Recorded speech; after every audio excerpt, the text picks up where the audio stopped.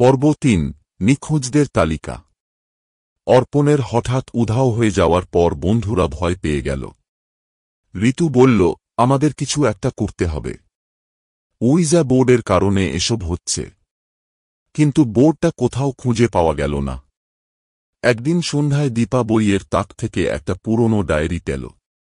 সেটা পড়তে গিয়ে সে জানতে পারল ৩০ বছর আগে ঠিক এই ছাদে কয়েকজন ছাত্রছাত্রী ওইজা বোর্ড ব্যবহার করেছিল। তাদের একজন নিখোঁজ হয়ে যায়, তারপর বাকিরাও একে একে অদৃশ্য হয়ে যায়। ঠিক তখনই ঋতু চিৎকার করে উঠল, আমার ছায়াটা, আমার ছায়াটা নড়ছে। দীপা তাকিয়ে দেখল, হ্যাঁ, ঋতুর ছায়া স্বাভাবিক নয়। ওটা কাঁপছে, মোচড়াচ্ছে, যেন তার দেহ থেকে আলাদা হওয়ার চেষ্টা করছে। এরপর ঋতুও উধাও হয়ে গেল। তার ঘরে পাওয়া গেল শুধু একটা দাগ, একটা দীর্ঘ কালো ছায়ার মতো, যা মাটির উপর গলে গিয়ে অদৃশ্য হয়ে গেছে।